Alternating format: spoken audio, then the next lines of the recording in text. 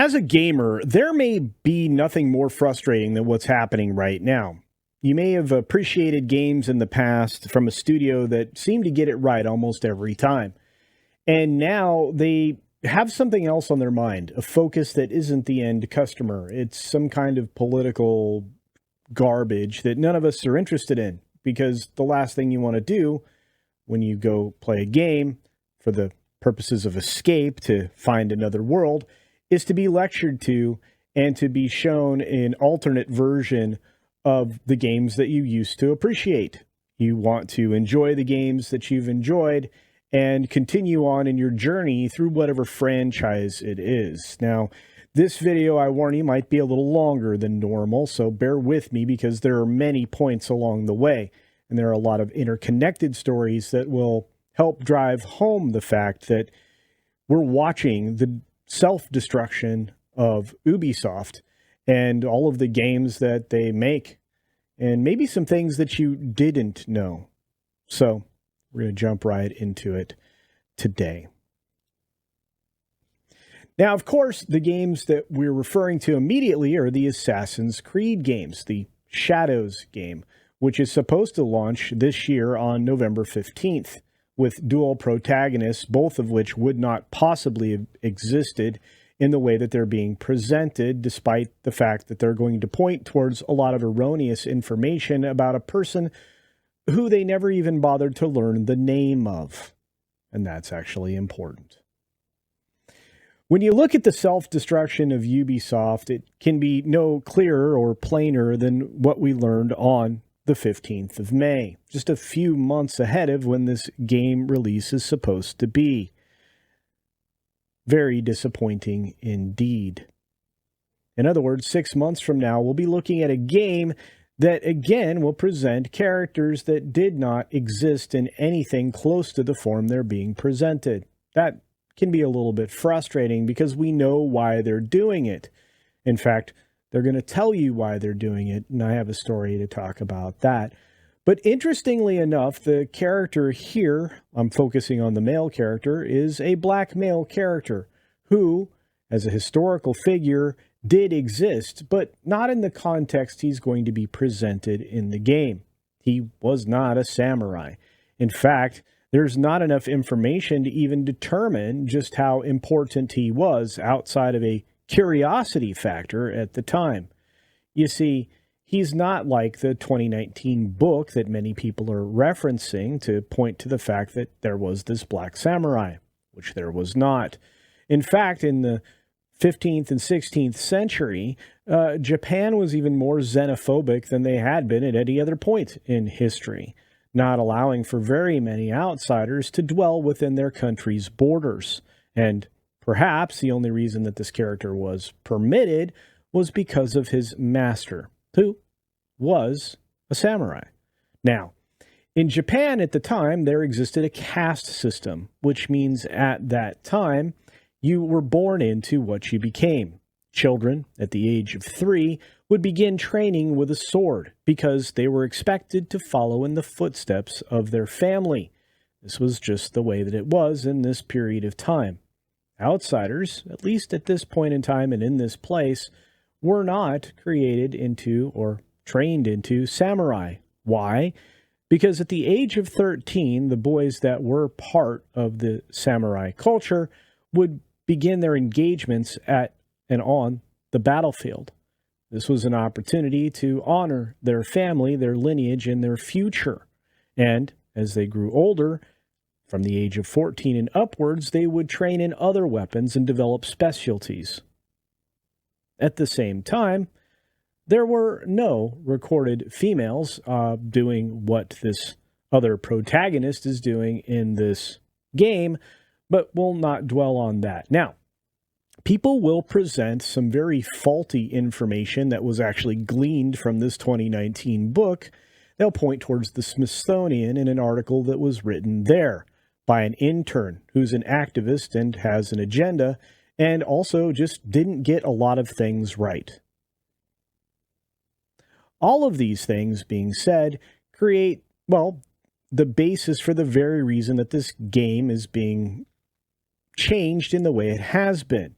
And how do we know it's been changed? Well, we'll get to that in a moment. But there was a lot of negative reaction to this announcement on the 15th of May, including, well, the reaction in Japan. The folks in Japanese here that are reflected will say this: a game where black people massacre Japanese people in the Sengoku period is a perfect example of UBI. That would be short for Ubisoft. Is this what happens when political correctness is taken to the extreme? It's a good question. The sword is in the wrong position. It's no good to have it open at your side. And I wanted Yasuki to appear as an ally. Are they mocking Japan? They should have made someone like Saito Kirigakure an assassin. And, well, there you have it. Continuing on, it is a bit disappointing. I wanted to play as a Japanese ninja. It's my favorite game since I started with Syndicate and have played everything, so this is sad. Another Japanese person responds, I don't think there are any Japanese people supervising the architecture. It's Chinese and filled with lanterns, torii gates, and paper lanterns. So it doesn't feel like this. I think the Shogun stands out after the good examples in the drama, referring to the recent Shogun series that's actually getting a season 2. How? I don't know, because there's no material to base it on, at least not the direction they intend to go. So, well, stay tuned. We'll probably cover that as well. But within just a few hours of the announcement being made here and the trailers dropping, well, bad things occurred, at least as far as Ubisoft was concerned. They released the official world premiere trailer to 303,000 downvotes. And again, this was just within a few hours of this releasing. I'm not sure just how far it's been downvoted at this point, considering that was 2 days ago. Now, the Naoe and Yasuke, are being broken down individually, with 48,000 downvotes to 25,000 upvotes. And the Japanese dubbed version did not fare well. The official premiere had 18,000 downvotes with only 2,300 upvotes. And Assassin's Creed Shadows Explained, the samurai, shinobi, and feudal Japan, which apparently they had no problem getting the history wrong, has 15,000 downvotes to a mere 5,600 up. A 2-to-1 ratio there. And I'll tell you that this is not just frustrating to the people who are fans. This is frustrating to gamers across the board. You see, game developers, an original game designer who actually resides in the Fellowship community here, revealed the plan behind the Assassin's Creed Shadows from long ago that featured a Japanese monk as the main character. And again, I believe this stretches back to 2013 in an article found at That Park Place written by John F. Trent. The game designer, Chris Fisk, claims that Ubisoft originally planned to tell the story of Japanese monk turned assassin in Assassin's Creed Shadows rather than Yasuke. Ubisoft released the first trailer. It did not go well, as I showed you. And in an explainer video shared on their official YouTube account following that, director Charles Benoit provided more details of the character, beginning with our two dual protagonists. We have two fantasies. Well, very much fantasies, believe me. The samurai and the shinobi. We want the player to experience both, and we cannot squeeze both fantasies into one character because the samurai and the shinobi came from very different social classes. They have different lives, so we cannot really mix them together. Interestingly enough, well, neither of the fantasies presented could have existed in the way that they're being presented in Japan in 1579 when the game begins. Talking about Oda Nobunaga, the Portuguese and the Jesuits, which actually was the only reason that, I guess, Yasuke came to be in Japan. So they review some of these things and tangentially cover aspects of Yasuke's life. But again, they never learned his proper name. Regardless, they talk about the destruction that they willfully wielded upon what this story would have been. Chris Fisk, who's posting under his Infantile Chronicles, which is actually on X, and Chris is out there in the world, trying to sell his wares. And again, I've had multiple contacts with Chris Fisk, so I actually know this person. So he said the game was set in the Sengoku era of Japan, and that when he was asked to work on it narratively in 2013-2014 under a contract at Area Games and Entertainment. So he shared a brief synopsis of what Ubisoft was working on when he was actually working on the game a decade ago. The plot focused on a young monk, Yamauchi Taka, as the playable ancestor. Taka means hawk, to coincide with the naming convention of every playable hero being named after a bird of prey. No idea if that changed with all of these newer disjointed games that no longer have Desmond as the core hero that bound everything together, which is true. The main conflict was about the Sword of Eden, which is featured in previous games and lots of art puzzles that are, something you encounter along the way through the gameplay. And how it had come to be given to its last wielder, Oda Nobunaga, an unfair advantage in his conquest of Japan. So there you go. This is the new key art for that, by the way.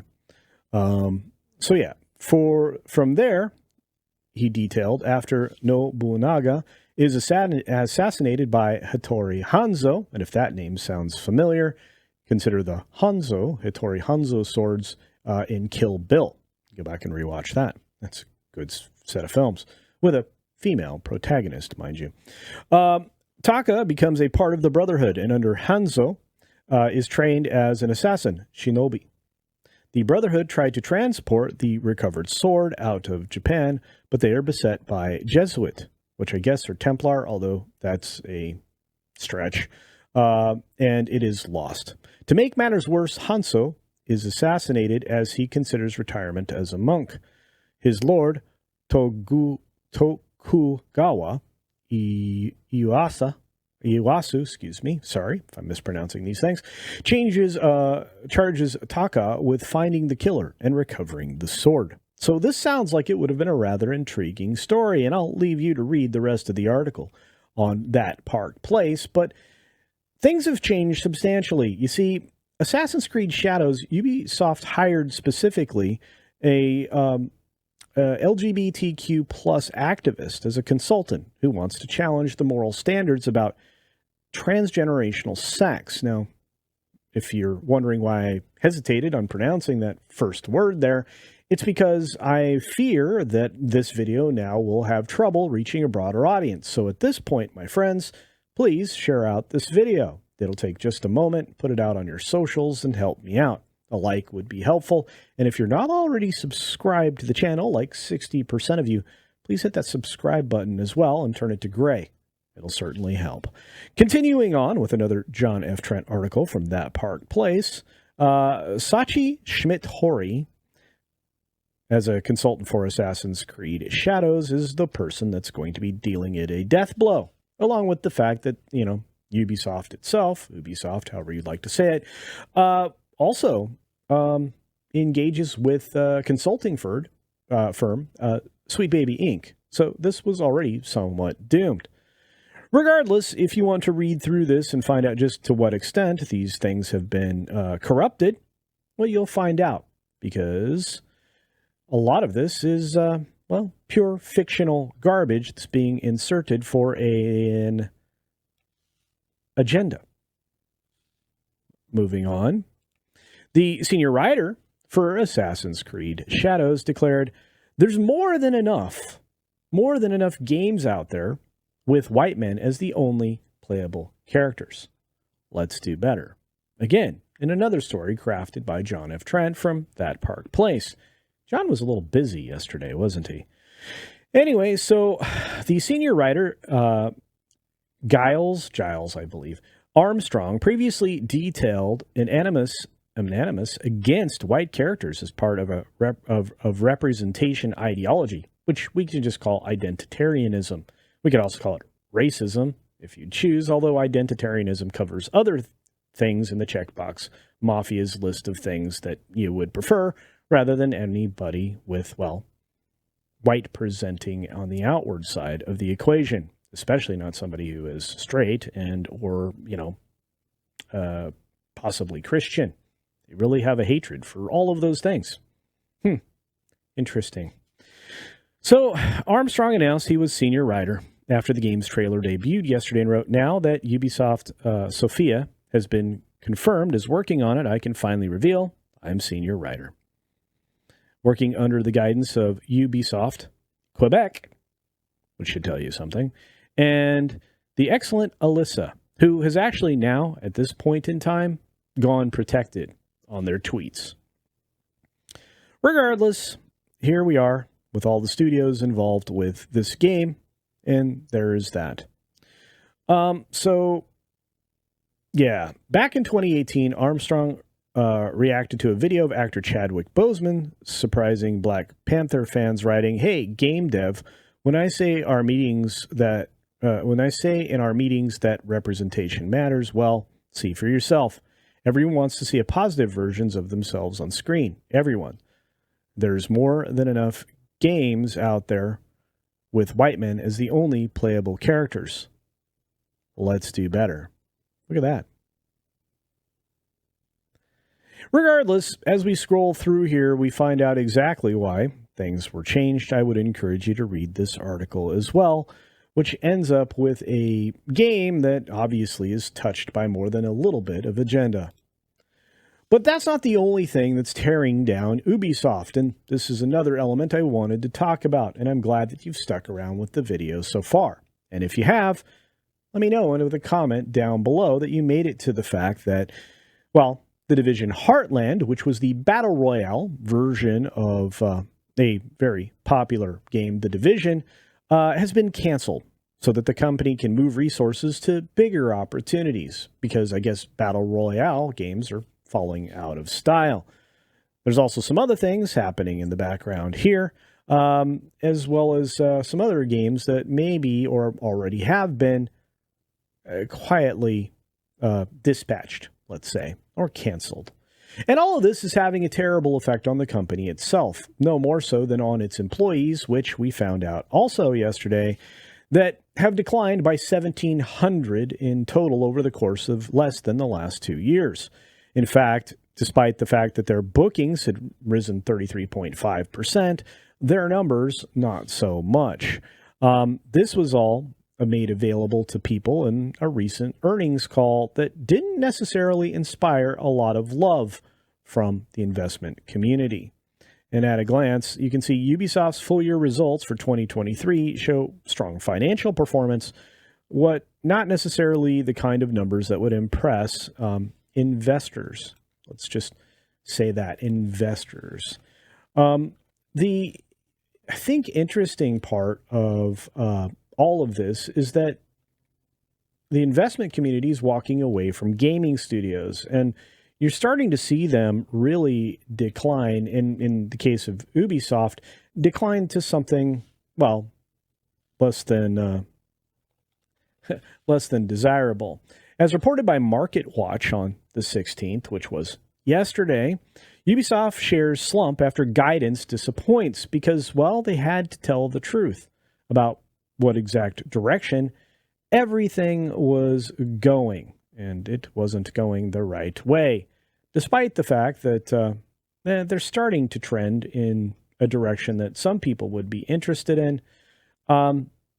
They're certainly not trending in a way that lends anybody any, confidence in future performance. In fact, you can see that the stock, UBI, declined 10.80% on this specific day. So shares of Assassin's Creed maker Ubisoft France, or Ubi, it plunged Thursday after the group set guidance below analysts' expectations for the current quarter, signaling a slow start to the new fiscal year following a strong fourth quarter.